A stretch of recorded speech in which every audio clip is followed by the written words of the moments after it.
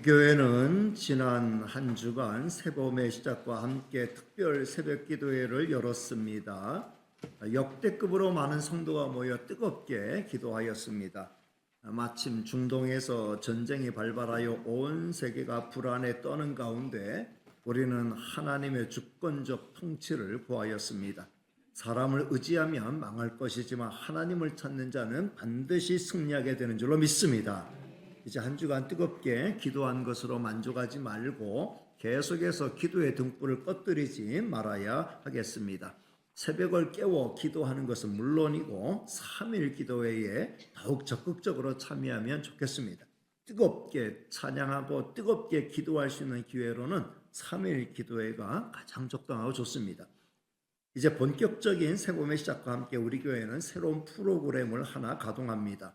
바로 평신도를 위한 신앙 강좌를 여는 것입니다.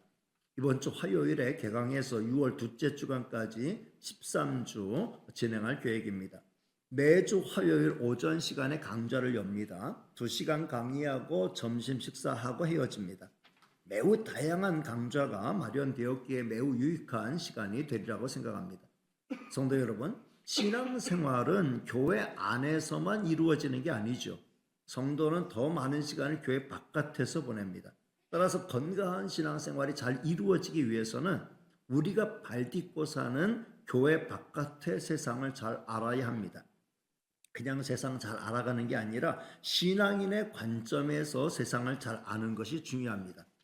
이런 필요성을 알아서 이번 강좌를 준비했습니다. 물론 교회 안에서 여는 신앙 강좌이기에 세상의 교양 강좌와는 차별이 있습니다. 그래서 성경에 관한 강좌도 있고 일반적인 관심에 관한 강좌도 있습니다. 노년, 건강, 과학, 인문학 등의 전문적인 강의를 위해서는 전문가를 모셨습니다. 그리고 교회 안에 있는 전문가도 계시고 교회 밖에 있는 전문가도 모셨습니다. 그리고 맛있는 화요일마다 점심 식사를 위해 봉사할 분들도 다 준비되어 있습니다. 이분들은 열심히 공부하는 분들을 위해 마르다처럼 부엌에서 열심히 일할 각오를 한 대단한 분들이에요. 이분들은 마르다가 마리아에게 불만을 표시했던 것처럼 절대로 불만을 표시할 사람들이 아니에요. 공부 안 하고 주방에서 밥하는 게 오히려 기쁘고 즐거워요. 거기서 수다하면서 이렇게 하는 게 아주 즐거운 분들입니다. 마치 열심히 공부하는 자녀를 위해 맛있는 음식을 준비하는 어머니의 마음을 갖고 계신 분들입니다. 자, 이제 이렇게 모든 것들이 잘 준비되었다고 하면 적극적으로 강의를 듣기 위해 모이는 분들이 필요합니다. 적극적으로 참여하는 내가 주인공이 되는 거고 그렇게 하는 것이 잘하는 것입니다. 겨울 동안 주중에 교회가 많이 조용했습니다. 이제는 좀 시끌벅적하게 되기를 바랍니다. 평신도를 위한 신앙 강좌에 우리 하나님의 은혜가 풍성하게 임하기를 주님의 이름으로 축복합니다. 우리는 올해 들어와서 히브리서를 통해 우리 주님을 더 많이 알아가려고 하고 있고 알아가는 것만큼 주님을 닮아가려고 하고 있습니다. 히브리서를 통해 지금까지 우리가 살펴본 내용을 아주 간략히 요약하면 이런 거죠. 예수님은 그 누구와도 비교될 수 없는 우리의 유일한 대제사장이시다. 예수님은 그 어떤 천사들보다 뛰어나고 모세나 아론보다는 비교할 수 없이 뛰어난 분이고 예수님은 멜기세덱의 반차를 따른 대제사장이시다. 우리는 예수님을 통해 온전한 구원을 얻었다. 이제 우리는 예수님을 굳게 붙들고 믿음의 길을 걸어가야 한다. 절대로 믿음의 초보에 머물러서는 안 되고 이제는 성숙한 신앙의 자리로 나가야 한다. 예수님에게 내 영혼의 닻을 내리고 흔들리지 않고 전진하는 성도가 되어야 한다라는 말씀을 들었습니다. 그렇게 되시기를 주님의 이름으로 축복합니다. 자, 오늘은 히브리서를 통해 여전히 예수님을 더 많이 알아가기 원하는데 예수님은 레위 계통의 제사 직분으로 말미암아 대제사장이 되지 않고 멜기세덱의 반차를 따라 되셨다 그랬는데 왜 그랬을까요? 그 이유를 설명합니다. 구약의 율법으로는 온전한 구원이 성립될 수 없었기 때문이라는 거예요. 구약의 율법은 그 율법을 온전히 지켜서 구원을 받는 사람이 단 한 사람도 없었습니다. 그래서 하나님은 더 나은 방법을 세우신 것이죠. 자, 18절 말씀을 같이 읽겠습니다. 시작. 전에 있던 계명은 연약하고 무익함으로 패하고, 구약의 율법 계명은 연약하고 무익하기에 폐하셨다라고 말씀하고 있습니다. 왜냐하면 그 율법을 따라 온전하게 되는 사람이 한 사람도 없었기 때문이죠. 로마서 3장 20절로부터 22절 말씀 한번 읽어보겠습니다. 시작. 그러므로 율법의 행위로 그의 앞에 의롭다 하심을 얻을 육체가 없나니 율법으로는 죄를 깨달음이니라. 이제는 율법 외에 하나님의 한 의가 나타났으니 율법과 선지자들에게 증거를 받은 것이라. 곧 예수 그리스도를 믿음으로 말미암아 모든 믿는 자에게 미치는 하나님의 의인이 차별이 없느니라. 아멘. 율법의 행위로 그 앞에 의롭다함을 얻을 사람이 한 사람도 없다. 율법으로는 죄를 깨달을 뿐이다. 이제는 율법 말고 다른 하나님의 의를 이루는 방법을 하나님이 선택하셨는데 예수 그리스도를 믿음으로 말미암아 의를 얻게 되는 것이다. 누구든지 예수님 믿으면 의롭다함의 은혜를 얻게 되는 줄로 믿습니다. 이게 하나님이 새로 정하신 법이에요. 율법은 그 자체로는 나쁜 게 아닙니다. 그러나 그것이 구원의 도구로서는 무익했기 때문에 그 제도를 폐하게 되었다. 그 제도가 폐하게 되니까 제사장도 새로운 제사장이 필요했다라는 것입니다. 구약의 제도가 유익하고 계속해서 존속해야 할 이유가 있었다고 하면 레위계통의 대제사장들이 계속해서 대제사장의 직을 이어야 했습니다. 그러나 구약의 율법의 제도가 그 자체로 미완성의 제도고 새로운 제도로 자체의 변혁이 필요했기 때문에 제도도 바뀌게 되고 대제사장도 바뀌게 된 거다 이렇게 말씀하는 거죠. 11절과 12절의 말씀이 그 논리를 설명하고 있습니다. 자, 같이 읽겠습니다. 시작. 레위 계통의 제사 직분으로 말미암아 온전함을 얻을 수 있었으면 백성이 그 아래에서 율법을 받았으니 어찌하여 아론의 반차를 따르지 않고 멜기세덱의 반차를 따르는 다른 한 제사장을 세울 필요가 있느냐? 제사 직분이 바뀌었은즉 율법도 반드시 바꾸어지리니. 아멘. 닭이 먼저냐 달걀이 먼저냐라는 논의는 의미가 없죠. 율법이 바뀌어서 제사장직이 바뀐 건지 제사장직이 바뀌어서 율법이 바뀐 건지 중요하지 않아요. 중요한 것은 율법도 바뀌고 제사장도 바뀌게 되었다라는 겁니다. 예수님은 아론의 반차가 아닌 멜기세덱의 반차를 따른 대제사장이 되셨죠. 그러면 예수님이 멜기세덱의 반차를 따른 대제사장이 되셔서 우리에게 유익을 주신 것은 무엇인가? 다시 말하면 옛 언약이 아닌 새 언약이 우리에게 주는 구체적인 축복이 무엇이냐? 앞으로 이제 히브리서가 이걸 다룰 겁니다. 그 중에 하나, 오늘 19절 말씀을 같이 읽겠습니다. 시작. 율법은 아무것도 온전하게 하지 못할지라 이에 더 좋은 소망이 생기니 이것으로 우리가 하나님께 가까이 가느니라. 아멘. 새 언약은 더 좋은 소망이 생기게 만들었다는 거죠. 그 소망은 뭐냐? 언제든지 하나님께 가까이 나아갈 수 있는 길이 열렸다라는 거예요. 성도 여러분, 우리는 예수 그리스도를 힘입어 하나님의 은혜로운 보좌 앞으로 더 가까이 나갈 수 있는 특권을 얻게 된 자들인 줄로 믿습니다. 예수님 십자가에서 그 몸 찢으실 때 성소의 휘장도 찢으셨어요. 이제 우리는 누구든지 예수님의 이름으로 인간 대제사장의 도움이 없이 하나님의 은혜로운 보좌 앞으로 담대히 나갈 수 있게 되었습니다. 이거 특권 중에 특권이에요. 여러분, 이 특권을 사장시키지 말고 이 특권을 날마다 활용하는 성도가 되시기를 주님의 이름으로 축복합니다. 예수님이 이렇게 멜기세덱의 반차를 따른 대제사장이 되셔서 우리가 세우신 새로운 언약은 새 언약이죠. 이 새 언약이 우리의 구원을 보증하는 확실한 언약이다라고 하는 걸 보증하는 분은 예수님이라는 거예요. 자, 22절 말씀을 보시겠습니다. 시작. 이와 같이 예수는 더 좋은 언약의 보증이 되셨느냐. 예수님이 보증인이 되신다라는 거예요. 예수님이 책임져 주신다. 새 언약이 우리를 구원하는 확실한 언약이라고 하는 걸 누가 보증하냐? 예수님이 보증한다는 거예요. 그 예수님은 지금도 살아계셔서 이것을 살아있어 보증하는 산증인이 된다 이렇게 말씀하죠. 23절 24절 말씀을 같이 읽겠습니다. 시작. 제사장 된 그들의 수요가 많은 것은 죽음으로 말미암아 항상 잊지 못함이로되 예수는 영원히 계심으로 그 제사장 직분도 갈리지 아니하느니라. 아멘. 구약의 제사장들이 인간이기 때문에 수명이 있잖아요.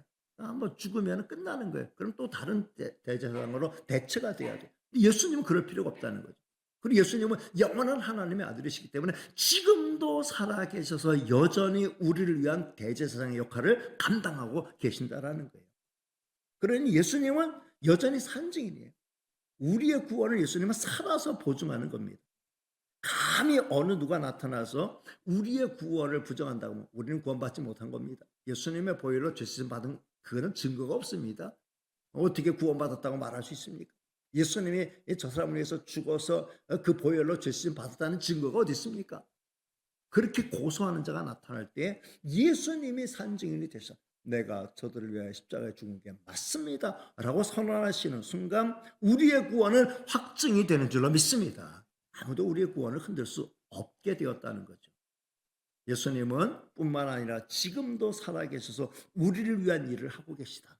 25절 말씀 같이 읽겠습니다. 시작. 그러므로 자기를 힘입어 하나님께 나아가는 자들을 온전히 구원하실 수 있으니 이는 그가 항상 살아계셔서 그들을 위하여 간구하심이라. 아멘. 얼마나 좋은 말씀이에요. 예수님이 우리의 구원을 보증하실 뿐만 아니라 그냥 보증인으로 우리를 위한 보증인으로 존재하실 뿐만 아니라 지금 우리를 위해서 구체적으로 예수님이 하시는 일이 있는데 항상 살아계셔서 그들을 위하여 간구하십니다. 예수님 지금도 살아계신 줄로 믿습니다. 그리고 살아계셔서 하시는 일을 우리를 위해서 간구하고 계신다. 이렇게 말씀하고 있습니다. 그러니 우리는 부족함이 있을 수가 없는 거예요. 우리 주님이 우리의 모든 부족함을 채우시고 또 채워주시고 우리를 인도하시고 또 인도하실 때 끝까지 인도하여 주시는 줄로 믿습니다. 성도 여러분, 이렇게 봤을 때 우리는 정말 가장 확실한 구원과 가장 확실한 축복을 누린 자가 맞습니다. 왜냐하면 가장 사랑이 많고 가장 능력이 많고 가장 신실하고 지금도 살아계셔서 우리를 위한 예수님이 살아계신 대제사장이시고 지금도 우리 위해서 기도하고 계시기 때문인 줄로 믿습니다. 여러분, 예수님은 어떤 분이에요? 26절, 27절, 28절에서 각각 설명하고 있습니다. 자, 26절 말씀 예수님은 어떤 분으로 소개하고 있습니까? 시작. 이러한 대제사장은 우리에게 합당하니 거룩하고 악이 없고 더러움이 없고 죄인에게서 떠나 계시고 하늘보다 높이 되신이라. 아멘. 예수님은 한마디로 높고 거룩한 영광스러운 분. 그런데 이 높고 영광스럽고 거룩하고 흠이 없는 그분이 우리를 위한 희생의 제물이 되신 거예요. 그러니 예수님은 우리를 위한 온전한 대속의 제물이 될 가치가 있었다는 거죠.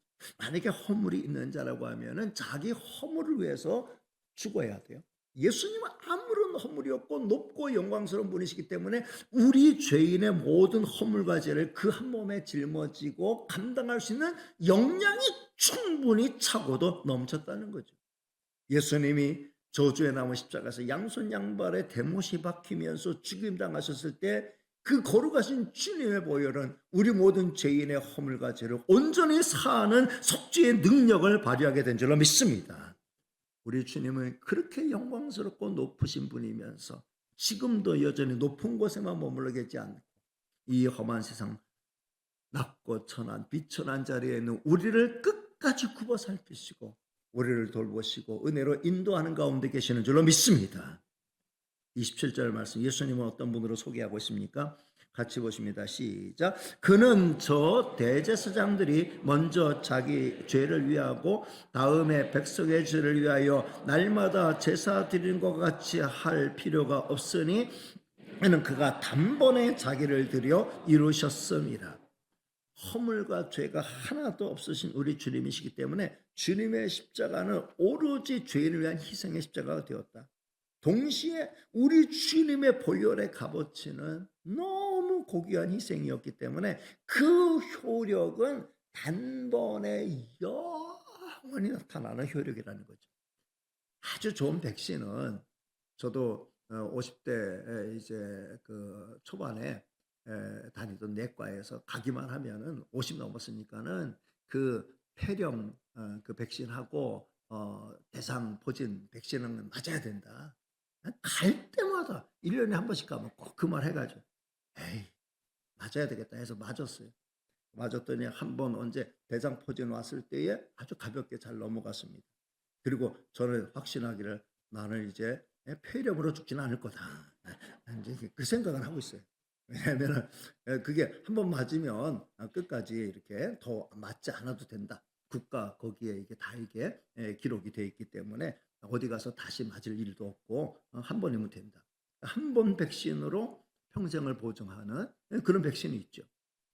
근데 우리 주님의 십자가는 가장 효력 있는 속죄의 제사이기 때문에 단번에 우리의 모든 허물과 죄를 사하는 능력을 발휘하게 된 줄로 믿습니다.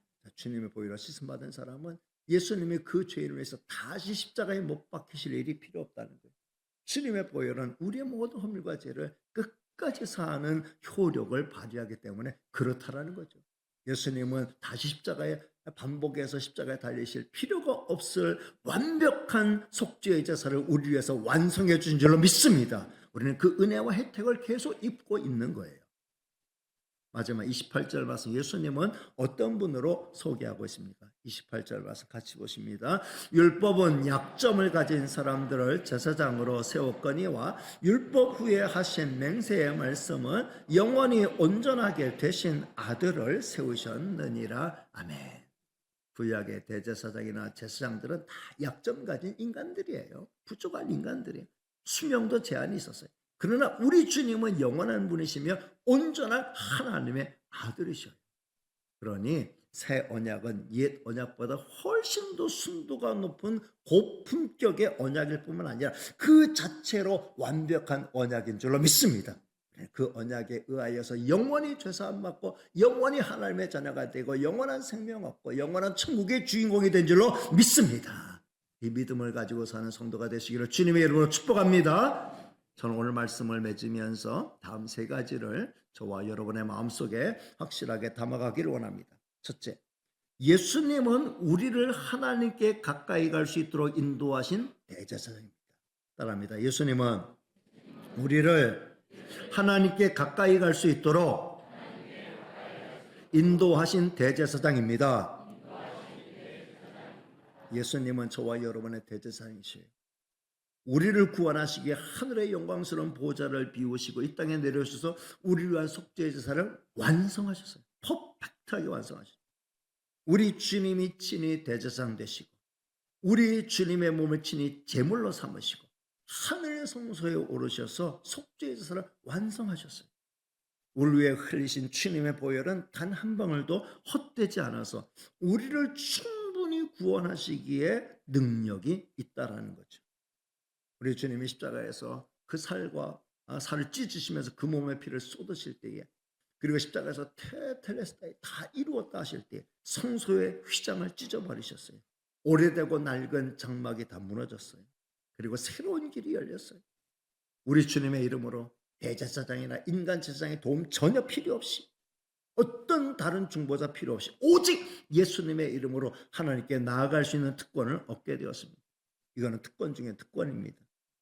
만약에 여러분이 대통령의 측근이 되어서 아무 때고 대통령 앞에 나서서 여러분의 의견을 개진할 수 있다고 하면 얼마나 좋겠어요. 그러나 대통령은 유한해요. 인간이에요. 그 능력이 아무리 탁월하다 해도 상당히 제한적이에요. 반면에 우리 하나님은 어떤 분이십니까? 우리 하나님은 영원한 분이시며 사랑이 많으시고 전능하신 분이신 줄로 믿습니다. 그 하나님 우리의 아버지가 되셔요. 그러니 우리는 가장 큰 특권을 얻은 자가 맞습니다. 이 사실을 기억하며 살아야 돼요. 우리는 하나님의 최측근이에요. 따라합니다. 나는 하나님의 최측근이다. 믿습니까? 그러니 누가 우리 함부로 건드릴 수 없어요. 하나님이 저와 여러분을 하나님의 자녀 삼으셨잖아요. 그리고 하나님의 아들이시고 우리의 구주가 되신 예수님은 언제나 우리와 항상 함께하여 주시겠다고 약속해 주셨어요. 세상 끝날까지 우리와 항상 함께하리라 우리 지금 약속해 주셨어요. 아무리 가까운 사람이라도 우리의 모든 형편에 다 동행하며 도와줄 수는 없는 거예요.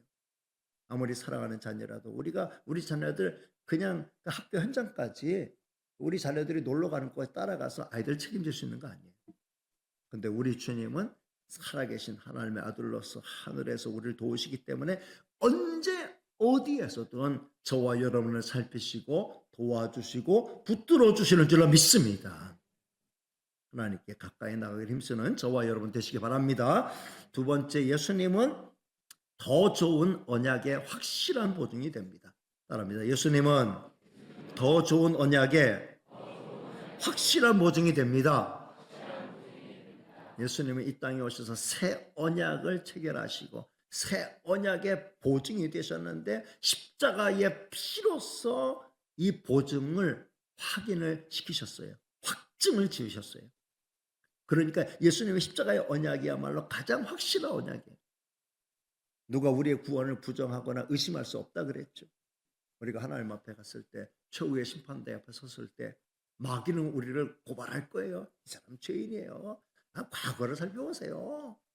이런 증거들이 있습니다. 정말 말하기도 부끄러운, 드러내기도 부끄러운, 정말 이런 아주 구린 데가 많고 이런 지저분한 데가 많은 수한 죄인입니다. 근데 어떻게 죄사함 받았다고 말하시고 이 사람이 어떻게 천국에 들어갈 수 있다고 말할 수 있겠습니까? 이 사람의 주장은 내가 죄인인 거 맞고 허물투성인 거 맞고 하지만 내가 회개하고 예수님을 나의 구주로 영접했고 예수님의 보혈로 내 허물과들을 다 덮어주셨기 때문에 내가 죄 씻음 받고 의롭다 하심을 여겨서 나는 천국에 들어갈 수 있게 된 걸 믿습니다. 이렇게 고백한다고 하지만 예수님이 그를 위하여 이 사람을 위하여 죽었다는 증거가 어디 있습니까?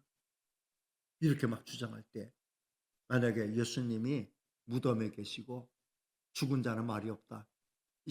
이런 식이 되어서 예수님이 우리를 위해서 한마디도 대답할 수 없다면 예수님 좀 말씀 좀 해주세요. 예수님 저를 위해서 죽으신 거 맞잖아요. 저를 위해 죽으신 거 좀 증언 좀 해주세요. 근데 예수님이 죽어 있어요.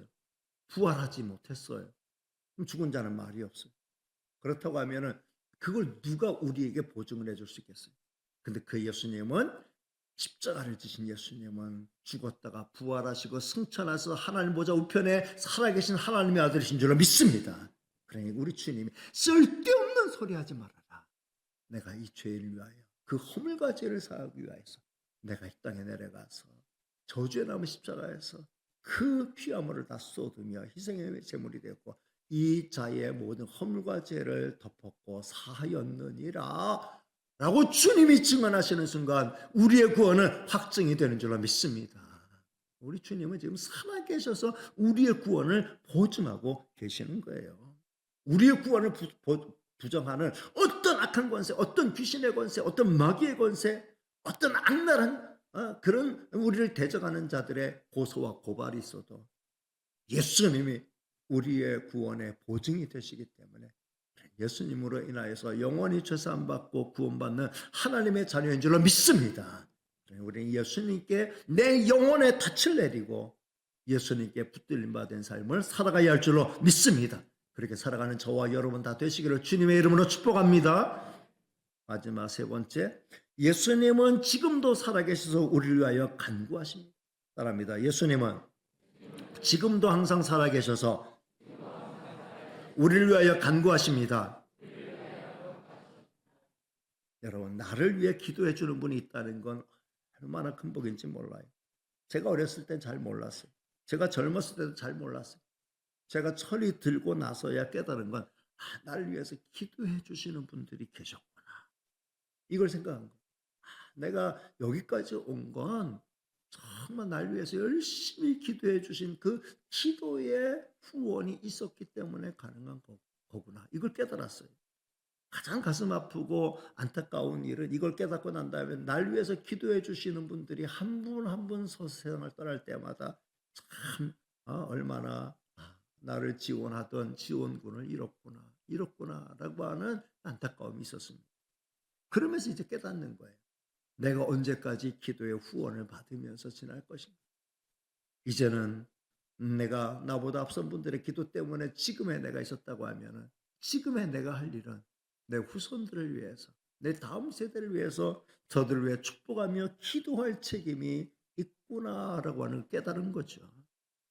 성도 여러분, 지금 우리는 참 역사상 이렇게 우리 대한민국이 잘 나가고 대한민국이 이렇게 번성할 줄은 누가 꿈에라도 생각할 수 있었겠습니까? 엄청난 번영을 우리가 경험하고 있지 않습니까? 그냥 한강의 기적이 있어서 박정희나 이병철이나 정주영이나 박태준 같은 분들이 있어서 이렇게 된 것입니까? 물론 저들의 역할을 절대로 부정해서는 안 됩니다. 그러나 그 뒤에 정말로 우리를 이렇게 이끄신 분이 계셔요. 바로 하나님이신 줄로 믿습니다. 새벽을 깨워 기도하고 밤을 새워 기도하고 금식하며 기도하고 산에 올라가 나무 뿌리 붙들고 기도한 성도들이 계셨기 때문에 지금의 이런 축복이 우리에게 임하게 된 것인 줄로 믿습니다. 우리는 이 사실을 조금 더 잊어버리면 안 돼요. 지금의 이 축복이 우리 다음 세대로 전달되기 위해서 우리가 해야 할 일이 무엇이겠습니까? 우리도 저들처럼 열심히 깨어서 기도해야 할 줄로 믿습니다. 우리가 기도의 중보자가 되어야 할 줄로 믿습니다. 이렇게 나를 위해서 기도해 주는 분이 있다는 것은 큰 축복이에요. 근데 오늘 말씀 보면 항상 살아계셔서 우리 위해서 계속해서 기도해 주는 분이 계시다는 거예요. 바로 우리 주님이 우리를 위해 기도해 주신다는 사실을 잊지 마시기를 바랍니다. 우리는 가장 든든한 후원자가 있는 거예요. 성도 여러분, 저와 여러분 절대로 고아가 아닙니다. 우리는 절대로 버려진 자가 아닙니다. 주께서 우리를 그 피를 값주고 사셨고 지금도 눈동자같이 보살피고 계셔요. 우리의 일거수 일투족을 살피시며 때를 따라 돕는 은혜를 베풀어 주시는 줄로 믿습니다. 내가 부족하여 쓰러질 때마다 우리를 위해서 기도하시며 우리를 돕는 자를 보내주셔요. 우리 주님은 절대로 우리를 포기하지 않습니다. 주님이 우리를 포기하지 않으시는 한 저와 여러분은 언제나 끝까지 든든히 설 수 있게 되는 줄로 믿습니다. 이 사실을 끝까지 굳게 믿고 오직 믿음으로 서나가는 저와 여러분이 되시기를 주님의 이름으로 축복합니다. 우리 주님이 지금까지 우리를 위해서 기도하시니 우리는 잘 될 수밖에 없습니다. 동시에 우리 주님이 이렇게 지금까지 우리 위해 기도하시니 우리도 그 주님 본받아서 항상 깨어서 다른 사람들을 위해서, 가련한 영혼을 위해서, 목자 없는 양들을 위해서, 우리 자손들을 위해서 열심히 기도하는, 우리 대한민국을 위해서, 세계 평화를 위해서 끊임없이 기도하는 성도가 되어야 할 줄로 믿습니다. 계속해서 기도하는 대열에 동참하는, 그래서 기도의 은혜를 많이 풍성하게 경험하는 저와 여러분 다 되시기를 주님의 이름으로 축복합니다. 기도하겠습니다.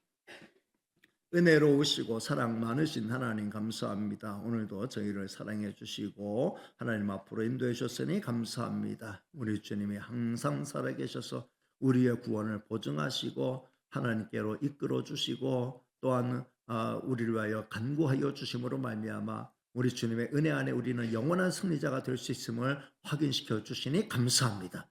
이 은혜를 잊지 말고 날마다 하나님 가까이 하면서 믿음의 확신을 가지고 우리도 다른 사람을 위하여, 우리 자손들을 위하여, 나라와 민족을 위하여 기도하기를 쉬지 않는 저희가 되게 하여 주옵소서. 예수님의 이름으로 기도하옵나이다. 아멘.